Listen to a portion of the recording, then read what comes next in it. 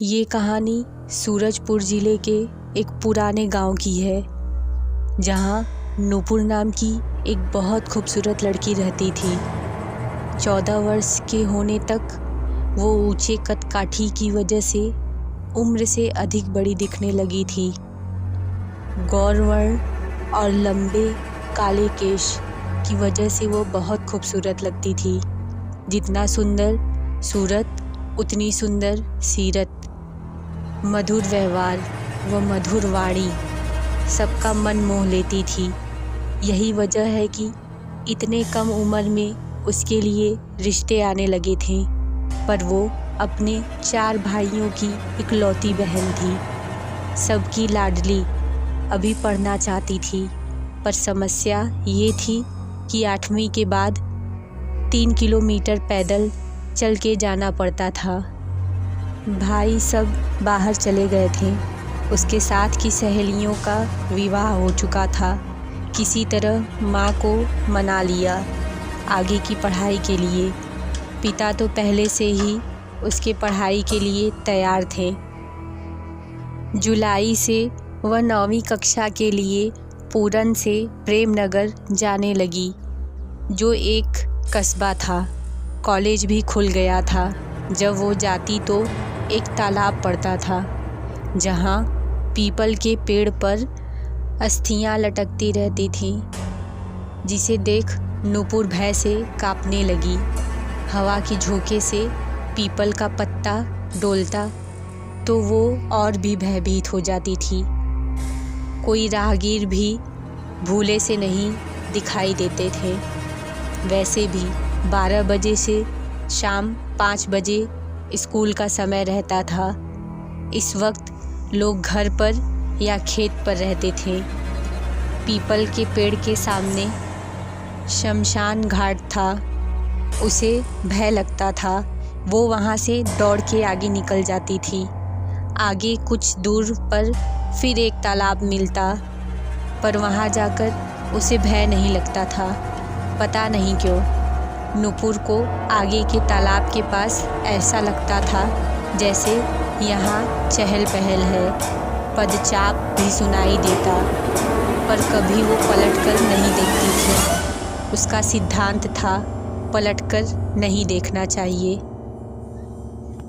एक रोज़ उसके पिताजी ने पूछा, बेटा पढ़ाई कैसी चल रही है? कोई परेशानी तो नहीं?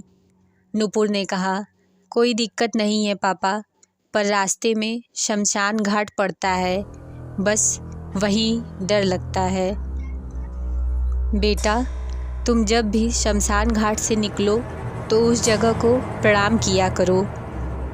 कोई चिता जलती दिखे तो भी हाथ जोड़कर उस मृत आत्मा की शांति के लिए प्रार्थना किया करो, फिर कोई डर नहीं। यही जीवन का सच है मेरे बच्चे, और सबकी मंजिल यही है। एक दिन तो सबको यहीं तक पहुंचना ही रहता है। कभी भयभीत नहीं होना। जो मर चुका है उससे भय कैसा? हाँ पापा आप सही कह रहे हो। अगले दिन नूपुर फिर स्कूल के लिए निकली तो शमशान घाट पर चिता धू धू कर जल रही थी। वो रुकी और प्रणाम की। वो सोचने लगी, पापा ने सच ही कहा था, आज मुझे कोई डर नहीं लग रहा है। कुछ आधा किलोमीटर आगे बढ़ी तो फिर दूसरे तालाब पर पहुंची। उसके बाद उसके साथ फिर कोई पदचाप की आवाज़ आने लगी। न जाने क्यों आज इस तालाब के पास उसे भय हुआ, क्योंकि एक सुनसान रास्ता था। गांव को सड़क से जोड़ने वाली राह, जहां मुश्किल से भी कोई राहगीर नहीं दिखते थे, पर पढ़ने के लिए कुछ कष्ट उठाना पड़ेगा। आखिर पीछे वाले तालाब की तरह यह भी वहम ही लगा। अपना मन मजबूत कर वो आगे बढ़ गई। वह 9वीं कक्षा से 10वीं कक्षा में पहुंच गई। 16 वर्ष में नूपुर और भी खूबसूरत लगने लगी। जब भी वो स्कूल जाती, अपने आसपास किसी को महसूस करती। 10वीं की अंतिम पेपर देकर वो उस दिन लौट रही थी। तभी तालाब के पास से उसकी नज़र अचानक अपनी परछाई पर पड़ी तो वो चौंक गई। उसकी परछाई के साथ एक और काली परछाई थी। वो दौड़कर घर भाग जाती है। उसे डर की वजह से बुखार हो जाता है। स्वस्थ होने पर वो ननिहाल जाती है तो भूल जाती है काली परछाई के बारे में। फिर उसे लगता है ये वहम ही होगा। ननिहाल में हम उम्र सखियों के साथ पड़ोस के विवाह भी देखती है, जहाँ एक युवक आया था। 22 वर्ष का संस्कार बहुत खूबसूरत था। नूपुर उसे अपना दिल दे बैठती है। दोनों ने पत्र व्यवहार करने का वादा किया। साथ ही नूपुर के 12वीं पास करते ही विवाह की कसम भी खाई। छुट्टियां खत्म हो गई थीं। 11वीं में कला विषय लेकर आगे पढ़ाई करने वह पुनः प्रेमनगर स्कूल जाने लगी। जुलाई में वह स्कूल नहीं गई क्योंकि बारिश की वजह से कीचड़ हो जाता था। सितंबर लगा तो वह नियमित स्कूल जाना शुरू कर दी। आज जब तालाब के पास पहुंची तो पुनः एक काली परछाई दिखी। नूपुर ने नज़रअंदाज किया। वो देखना ही नहीं चाहती थी ताकि उसे डर न लगे। वापस जब स्कूल आई तो स्कूल के पास से तालाब तक फिर उसी काली परछाई के साथ आई। हफ्ते गुजर गए। अब तो उसकी हिम्मत जवाब दे रही थी। दिसंबर की ठंड में वो स्कूल से लौट रही थी। 5 बजे धूप जा चुकी थी। उसे आश्चर्य हुआ कि धूप जाने के बावजूद वो काली परछाई उसके साथ है। उसने गौर किया तो वो किसी पुरुष की परछाई थी। वह भय से कांपने लगी। पलटकर इधर उधर देखने लगी पर कोई नहीं था। कौन है? ये किसकी परछाई है? सामने आओ, कौन हो तुम? तभी एक सुंदर सा युवक उसके सामने आया। एक तीव्र इत्र की गंध वातावरण में फैल गई। डरो नहीं प्रिय, मैं हूँ। कौन हो तुम? मैं तुमसे प्रेम करता हूँ। बस यही जानो। आगे अगर कुछ भी पूछना है तो मुझे स्वीकार करो। मेरी शर्त है, मैं तुम्हारे साथ चलूँगा। उस युवक के एकाएक सामने आने से नूपुर को लगा होगा कोई मनचला है। हाँ कह देती हूँ, फिर पिताजी से कह के सबक सिखा दूँगी। ये सोचते हुए वो कहती है, अच्छा तुम्हारी शर्त क्या है? बोलो अब, कौन हो तुम? अपना परिचय दो। क्यों मेरा पीछा करते हो? कहाँ के हो? अनजाने में नूपुर ने उस युवक को निमंत्रण दे दिया साथ चलने को। वो कहता है, मैं यही तालाब में डूब के मरा था। सलीम नाम है मेरा। तुमसे मोहब्बत करता हूँ। जब से तुम इस राह से आ जा रही हो तब से तुम्हारे साथ स्कूल तक जाता हूँ, फिर वापस यहाँ तक आता हूँ। जब तुम नहीं आती हो तो तड़प जाता हूँ। नूपुर, मैं तुम्हारे साथ रहूँगा या तुम्हें साथ ले जाऊँगा।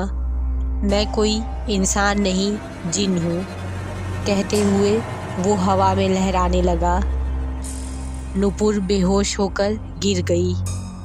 अगले दिन उसे होश आया। 2 वर्ष बीत जाता है। वो जिन नूपुर के कभी आसपास तो कभी उसके शरीर में प्रवेश कर जाता था। अब नुपुर के जीवन में बहुत कुछ बदलाव आ गया था। वो खूब विचित्र व अद्भुत इत्र लगाती, पहनावे व श्रृंगार करती। वो जिन वैसे उसे तंग नहीं करता था। नुपुर तो जैसे होश में ही नहीं रहती थी। घर में नुपुर का बदला स्वभाव तो महसूस हुआ, पर किसी ने यह नहीं सोचा था कि जिन का साया होगा। इधर संस्कार 2 वर्ष से नुपुर का पत्र नहीं आने से वो उसके लिए बेचैन हो गया। वो अपने पिता को रिश्ते के लिए भेजता है। संस्कार भी मिलने जाना चाहता था, तब उसकी माँ ने मना कर दिया कि अभी नहीं, अब जब तय हो जाएगा तभी मिलना। संस्कार मान जाता है। इधर रिश्ता तय होता है तो वो जिन नुपुर से कहता है कि तुम धोखा दे रही हो मुझे, मैं तुमसे प्रेम करता हूँ, तुम किसी और से शादी नहीं कर सकती हो। वो नुपुर के शरीर में प्रवेश कर जाता है।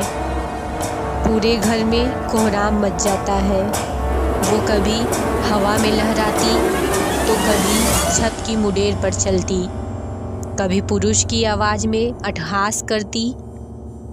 घर के लोग बैगा को दिखाते हैं तो पता चलता है कि किसी जिन का साया है।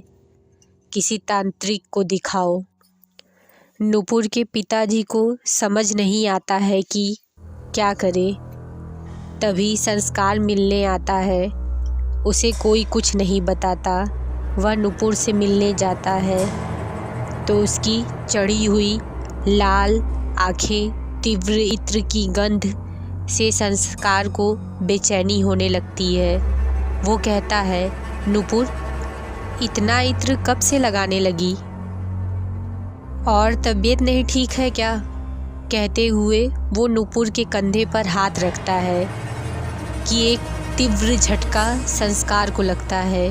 वो दीवार से टकराता है, सर फूट जाता है। उसके बाद नुपुर बाल बिखेरे हुए शरीर पर सर पटकने लगती है। वो जिन नुपुर के शरीर में बोलता है, धोखेबाज, तू सिर्फ मेरी है और किसी की नहीं। मैं तुझे कभी कोई तकलीफ़ नहीं दूंगा, पर अब मैं तुझे साथ ले जाऊंगा। कहते हुए नुपुर का शरीर हवा में तैरने लगता है। संस्कार नीचे आता है और उसकी हालत देख नुपुर के पिताजी क्षमा मांगते हैं। उन्हें यकीन हो जाता है कि अब नुपुर से कोई विवाह नहीं करेगा।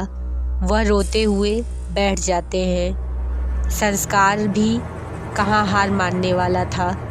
वो किसी अच्छे तांत्रिक को ढूंढने निकल जाता है कि तभी नुपुर का शरीर हवा में लहराता है। वो बेहोश थी। कमरे में शॉर्टकट होता है और भयानक आग लग जाती है। संस्कार कुछ ही कदम चल पाया था और नुपुर की आत्मा जिस्म छोड़ देती है। ये विचित्र शक्तियों से मुलाकात इंसान के बस का नहीं होता। कोई नहीं जानता है कि नुपुर की अचानक मृत्यु कैसे हुई। Do like, share and subscribe my channel. Bye bye.